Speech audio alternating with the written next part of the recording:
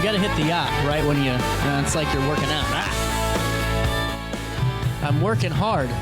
See that? All that hard work I'm doing in the studio today, hitting buttons and such. I'm a button-hitting fool. Lacy McDonald joins us. Now, I was just telling Lacy, kind of, it is in relevance to what the topic in which we discuss, which is history. Mm-hmm. Just telling Lacy, I was watching history's greatest mysteries or something like that. The guy has just an awesome voice. I mean, it's our James Earl, Jones for sure. Like the voice, Morgan Freeman's, kind of the 90s generation of it. For the 2000s, I feel like it's going to be this guy. I honestly forgot his name, and he says it every episode. But I was watching the one on John Dillinger, and Troy Taylor was on there. I don't think they got him. Sometimes I watch things or I read things and then I realize how easily influenced I can be. I'm like, make a good point. I do. Like everyone did. I'm like, it doesn't look like John Dillinger in there. I don't know. I have a question. How come certain shows can show people's dead bodies or when they're shot? And they aren't even blurred out.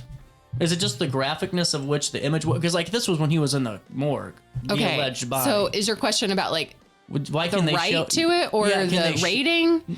Can they show that without losing a rate? That's what I've always been. Is it because it's a historical photo? I feel like a historical photos probably. Huh. But you know what? I don't know. If it's TV, it doesn't have the PG-13, et cetera rating. But if it's TVMA, then that wouldn't be more graphic than what you could show in a fiction event. Yeah. So I don't know. I'm sure there are a whole bunch of very complicated rules about that. Well, point being, Troy Taylor did an awesome job on the show. I was in. I kind of watch it. It was good, and I don't even know the name of the show. I just have it on the Disney Plus thing, and I hit the button, and there I am for 4 hours watching things on. Apparently it's Genghis Khan instead of Genghis. Wait, seriously? Yes. That's crazy. We've all said it wrong for years because I kept watching this. The first 3 minutes of this, everyone kept saying Genghis. I'm like, is this his cousin? Is this Genghis Khan's cousin? And they said, "Are we sure?" Yeah, they're all sure of it. They were all calling him Genghis. I'm gonna look into that. I promise. I believe you. I'm not saying it's just the weirdest thing because your whole the whole time you're calling him Genghis Khan. So funny Genghis Khan story. When my daughter was 2, we were staying at a relative's house and they had an Alexa and we've never had one. And she thought this was the coolest thing ever. So she asked it to play Genghis Khan because that was her favorite song. There's a song by Mike Snow called Genghis Khan, and it is such a good song. Mike Snow is one of my favorites. But she said, Alexa, play Genghis Khan. And Alexa started playing a biography of Genghis Khan. And she was so furious that it wouldn't play the Genghis Khan that she was looking for. That's fantastic. Yeah. So anyway, it's things like that, but I dropped, Genghis. Well, the Mike Snow song is Genghis Khan, so I'm gonna stick with that. So who took a bus ride to California and didn't come back? Well, he came back. Oh, I thought this was a one-way. I thought this was a one-way trip. It's not. All right, I'm going to start by saying this article is boring. Okay. Because I thought, when I started doing the research, I thought Challenge accepted. I thought, maybe it's not. Maybe if you're really into bus information, it could be okay. But what I thought was going, because there were multiple articles. There were 3 articles about William Boynton's bus trip from Alton, St. Louis, to California. And so I was like, oh, it's going to describe the sights that he saw and the places he went through. And it didn't. But by that point, I was already deep in it and I couldn't really pivot to a different topic. So that's what y'all get this week. It's still...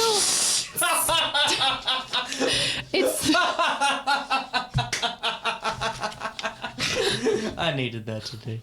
That's great. Hey, honesty goes the... You know what? It's the best policy. They can't all be ventriloquist stories.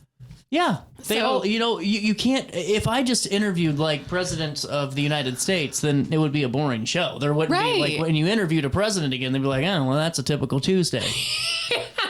You know what I'm saying? Right. It's like watching right. one of the big news stations. You know what's going to happen. You know, right. You got to mix it up with some things that don't require as much. Can I say something real quick Sure. about that? Have you noticed no matter what big news station you watch, any of the big four, you are going to get the same segments hour after hour? Like there's no like freshness. I don't know if it's the same producer all day, but the poor person is out there just trying, you know, and it's like, wow. We're covering the same topic on everything's wall to wall now. I didn't think about that, but yeah, if it's the same producer, the shows are never different, right? You kind of have need the to mix same it up. guests. They always like have the same topics. I've never like it's not even a shot about any specific. Everyone's doing it, but it's like if you know you turn it on at 9 o'clock, you're gonna hear the same thing at 8 p.m. Interesting. Yeah. I don't know. Well, not here. Here you get to hear about a 1926 bus trip. How many times did it break down? This is the hard-hitting info I want. No. Okay, so it was about how he took this bus trip from Alton to California, and the whole thing was about how he was the first person.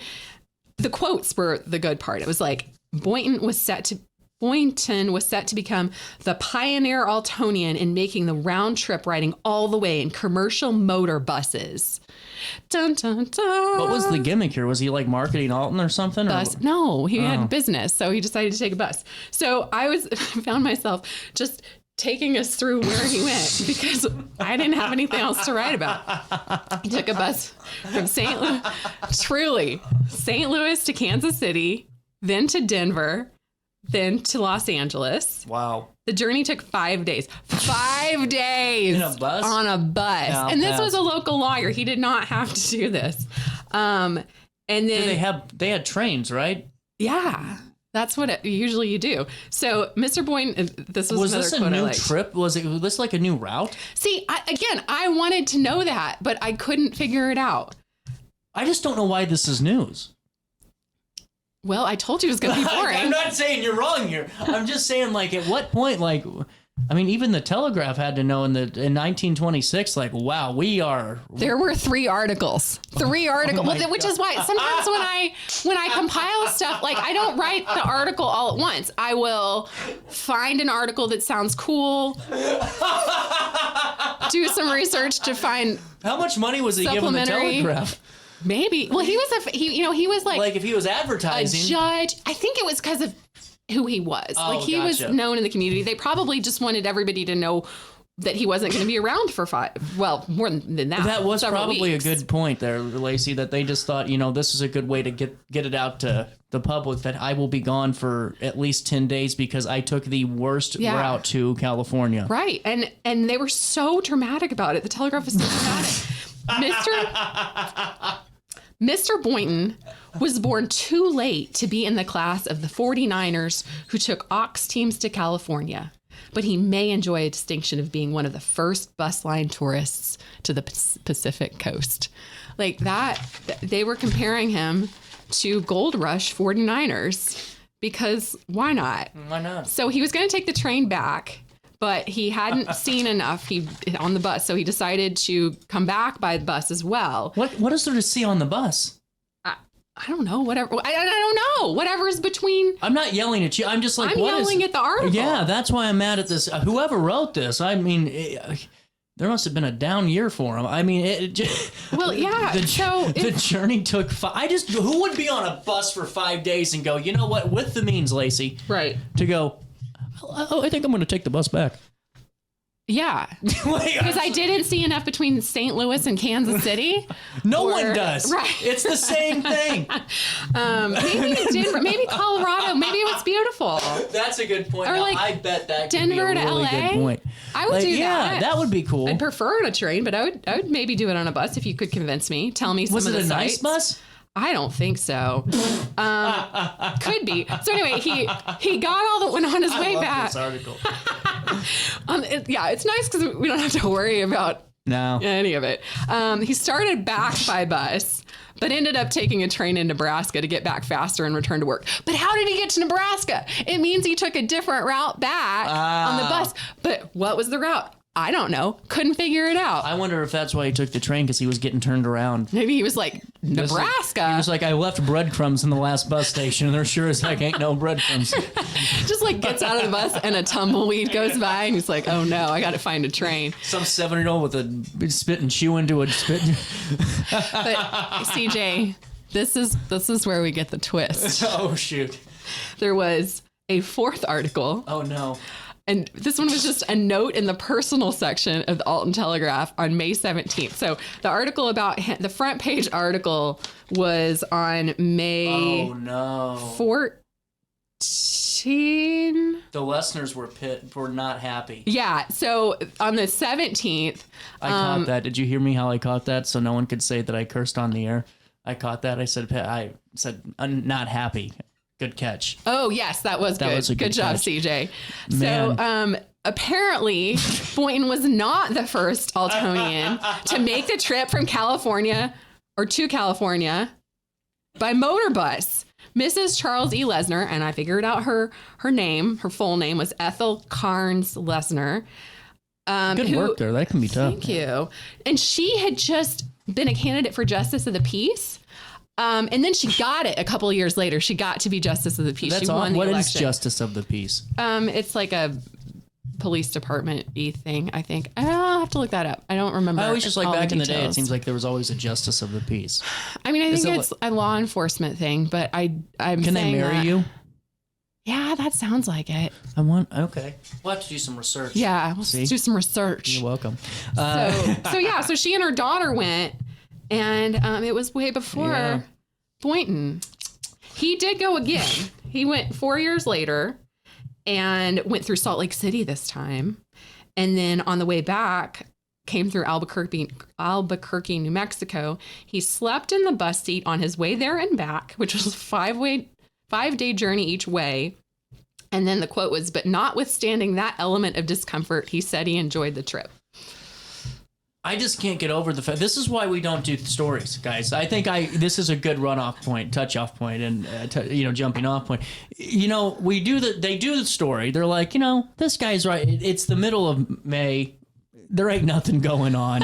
We're gonna cover old Charles, or not Charles. We're gonna cover what William. Yeah. Boynton. We're gonna cover this guy because he's a nice guy, and we're just gonna say no one else has done. We're gonna do this story. They'd write 3 stories.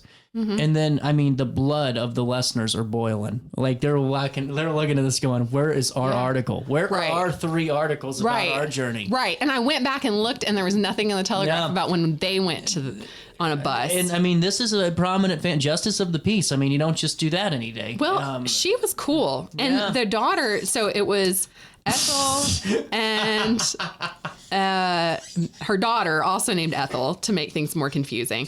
And when they got to Santa Monica, the daughter was like, this place is great. I'm just going to get a job here and not come back. So she didn't come back. So that was like your thing at the beginning. Yeah, there we go. Well, see. She came back later. Did this start a feud between the Lesners and the Boytons? Did we have our Hatfields and McCoys? Well, you know what? So she ended up being Justice of the Peace later. He was... I think he was the lawyer for the city. He was also a judge. So they had to know each other. I like to think that once, they showed that the Lesners went first, that everybody was like, okay, point taken. But who knows? Who knows? You got a moment to take a break? Yes. I do know that. Okay. 10:21, we'll come back and we'll talk more about this. This is a scandal brewing. I didn't think we'd have legs on this article when I was looking. We'll take a quick break. I'm going to have to find some water. I'm choking to death. 10:21, back with Lacy next. Meet the Classic Edge HDX Outdoor Wood Furnace. Best-in-class efficiency, durability, and smart technology. At Backyard Boilers, we're your trusted central boiler dealer, bringing you EPA-certified outdoor furnaces that burn up to 60% less wood. With the Firestar controller, you can monitor your system right from your phone. Built with titanium-enhanced stainless steel, these furnaces are made to last. Call Backyard Boilers in Perry, Illinois today at 217-473-7568 and make this your warmest, most efficient winter yet.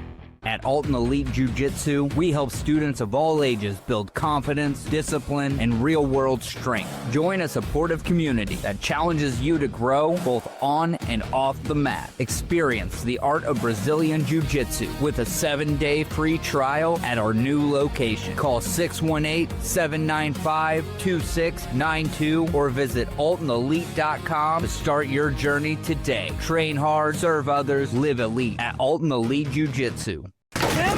With over 20 years of experience, Wilson's Tree Service has the expertise to handle all of your tree care needs. Licensed and fully insured, their team of experts are dedicated to providing reliable service. Plus, with a 24-hour emergency service line, Wilson's will always be there for you. Don't risk tackling that timber by yourself. Trust the local professionals at Wilson's Tree Service. Visit treeservicealtonil.org to get started today.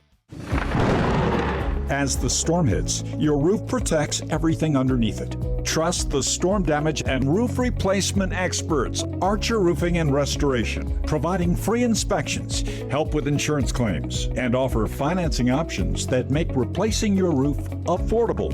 Proudly veteran-owned and community-focused. We're here when our neighbors need us most. Call 618-575-0016 or visit archerroof.com today.